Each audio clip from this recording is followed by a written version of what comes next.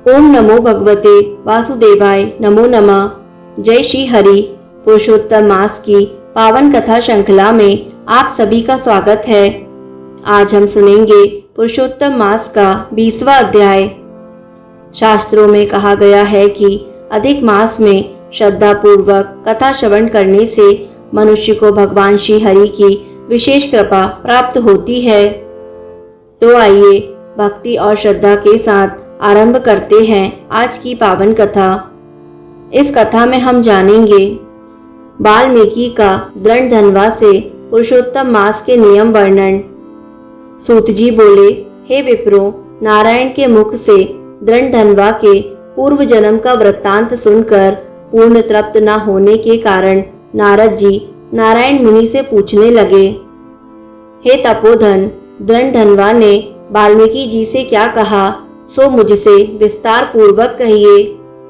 श्री नारायण बोले, हे नारद जी, दृढ़धनवा ने वाल्मीकि मुनि की प्रार्थना करके जो कहा वह कहता हूँ, सुनो।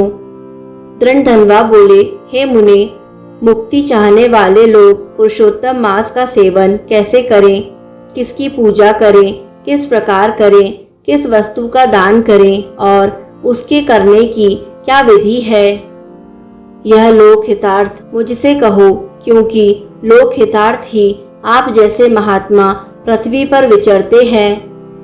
यह पुरुषोत्तम मास साक्षात पुरुषोत्तम भगवान है, अतः इस मास में व्रत दान आदि करने से महान पुण्य होता है। यह मैंने आपके मुख से सुना है।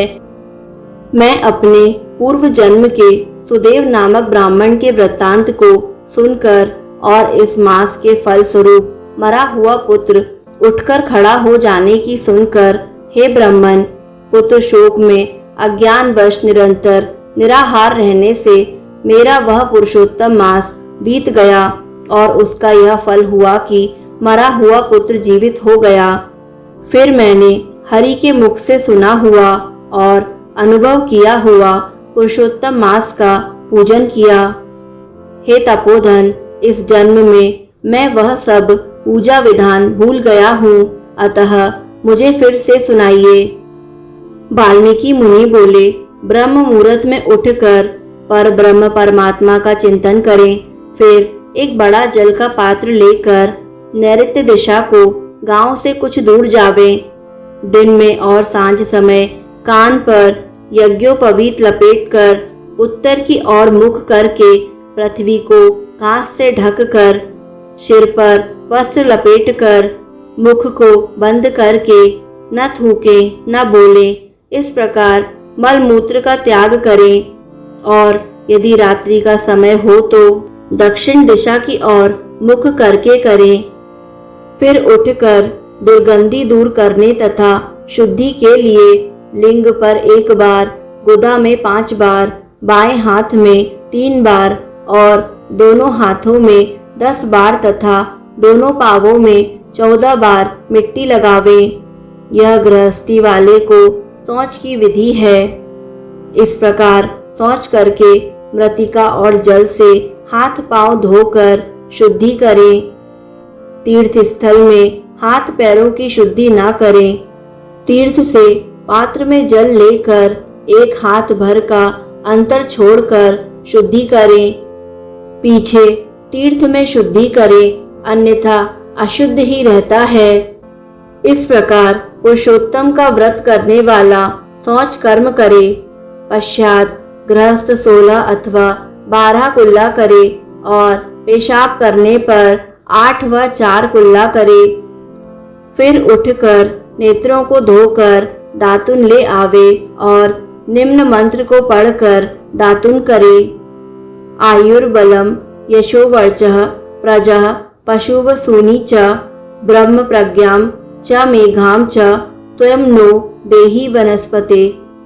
अर्थात, हे वनस्पते, आप हमें आयु, बल, यश, तेज, संतान, पशु, धन, ब्रह्म ज्ञान और बुद्धि प्रदान करें। बिना छिद्र की 12 अंगुल की ओंगा या बबूल की कनिष्ठ अंगुली के समान मोटी बिना गांठ की दातुन करें। रविवार को दातुन करना मना है, अतः 12 कुल्लाओं से मुख शुद्धि कर आचमन करें। प्रातःकाल भली भांति स्नान करें, पश्चात तीर्थ देवताओं को तर्पण द्वारा जल दें। समुद्र में गिरने वाली नदी का स्नान अधिक श्रेष्ठ कहा है। बावड़ी, कुआं, तालाब में स्नान करना पंडितों ने मध्यम कहा है और गृहस्थ को घर में स्नान करना सामान्य कहा है। स्नान के बाद शुद्ध सफेद 2 वस्त्र धारण करें। बुद्धिमान ब्राह्मण को अंगोछा सदा कंधे पर रखना चाहिए। प्रातःकाल शुद्ध स्थान पर पूर्व की ओर और सायंकाल उत्तर की ओर मुख करके बैठें। फिर शिखा बांधकर जांघों के मध्य हाथों को करके कुशा की पवित्री पहनकर आचमन करें। ऐसा करने से पवित्री अशुद्ध नहीं होती, किंतु भोजन करने से अशुद्ध हो जाती है, अतः उसे फेंक दें। आचमन करके गोपी चंदन से तिलक करें। तिलक डंडे के आकार का सीधा हो, सुंदर हो, ऊर्ध्वपुंड हो या त्रिपुंड हो, उसके बीच में छेद रखें, क्योंकि ऊर्ध्वपुंड में लक्ष्मी जी सहित हरि भगवान रहते हैं और त्रिपुंड में पार्वती जी सहित साक्षात शंकर जी विराजते हैं। यदि छिद्र ना हो तो उसे कुत्ते के पांव की भांति जानो, ऐसा विद्वानों ने कहा है। सफेद ऊर्ध्वपुंड तिलक ज्ञान को देने वाला है, लाल तिलक मनुष्यों को वश में करने वाला और पीला तिलक सब सिद्धियों को देने वाला है।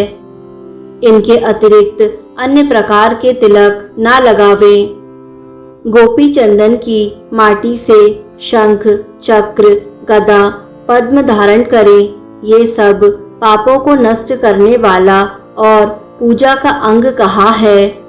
जिनके शरीर पर शंख चक्र आदि हो, उनको साधारण मनुष्य नहीं जानना चाहिए। वे भगवान के नित्य शरीर हैं। जो शंख चक्र आदि चिन्हों को नित्य धारण करते हैं, उनके शरीर के पाप पुण्य रूप हो जाते हैं।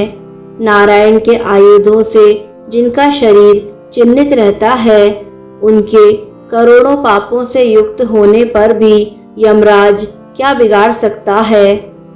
फिर प्राणायाम कर संध्या वंदन करें। प्रातः काल की संध्या जब तक तारे दिखते हों तब तक यथाविधि करें। जब तक सूर्य नारायण का दर्शन ना हो तब तक गायत्री मंत्र का जाप करता रहे। फिर सूर्य के मंत्रों से सूर्य के सामने खड़ा हो अंजलि दे और सायंकाल के समय भूमि पर अपने पैरों को करके नमस्कार करे। यदि कोई कमी रह गई हो तो उसकी निम्न मंत्र बोलकर पूर्ति करें। यस्य स्मृत्या नामोक्तया तपोयज्ञ क्रियादिषु न्यूनम संपूर्णता याति सदो वंदे तमुच्चितम। जो ब्राह्मण, क्षत्रिय और वैश्य श्रद्धा से विधि पूर्वक संध्या करते हैं, उनको तीनों लोकों में कोई भी वस्तु कठिन नहीं है। यह दिन के प्रातः काल के कर्म है। इस प्रकार नित्य कर्म करके हरि पूजा आरंभ करें। फिर व्रती पुरुष शुद्ध तथा मौन होकर गोल व चौकोर शुद्ध गाय के गोबर से लिपी हुई भूमि पर व्रत की सिद्धि के लिए चावलों से 8 दल वाला कमल बनावे। फिर स्वर्ण, चांदी, तांबे या मिट्टी का नवीन छिद्र रहित शुद्ध कलश उस मंडल के ऊपर स्थापित करें। फिर उस कलश में शुद्ध तीर्थों का लाया हुआ कल्याणकारी जल भरकर ऐसा कहें, कलश के मुख में विष्णु है, कंठ में भगवान रुद्र है, मूल में ब्रह्मा जी विराजमान है, मध्य में मातृगण स्थित हैं, कोख में समस्त समुद्र और 7 द्वीपों वाली पृथ्वी है। ऋग्वेद, यजुर्वेद, सामवेद और अथर्ववेद, यह चारों वेद अपने अंगों सहित कलश में स्थित हों। इस प्रकार कलश स्थापन करके उसमें सब तीर्थों का आवाहन करें। गंगा, गोदावरी, कावेरी, सरस्वती मेरी शांति के लिए और पापों को नाश करने के लिए आवें। फिर कलश का मंत्रों से गंध, अक्षत, नैवेद्य और ऋतु में खिलने वाले ताजे पुष्पों से पूजन करें। कलश के ऊपर पीले वस्त्र से लपेटा हुआ तांबे का पात्र रख दें। उस पात्र के ऊपर सोने के राधा कृष्ण की मूर्ति स्थापित करें। अनंतर भक्ति पूर्वक विधि विधान से पूजा करें। पुरुषोत्तम मास के देवता पुरुषोत्तम ही हैं, अतः उनकी पूजा पुरुषोत्तम मास के आने पर ही करें। जिसकी सेवा से संसार सागर में डूबता हुआ जीव तर जाता है, यह ध्रुव सत्य है। उसे संसार में कौन मनुष्य नहीं सेवेगा। गांव, द्रव्य, पुत्र, ग्रह और शुभ अशुभ कर्म सभी बार बार मिलते हैं, परंतु यह मनुष्य शरीर बार बार नहीं मिलता। शरीर रक्षा धर्म के लिए और धर्म रक्षा ज्ञान के लिए तथा ज्ञान से मोक्ष सुलभ होता है। अतः धर्म का आचरण करें। देह रूपी वृक्ष का फल सनातन धर्म है। धर्महीन मनुष्य का शरीर बांझ वृक्ष अर्थात जिसमें फूल व फल नहीं लगते उसकी भांति निष्फल है।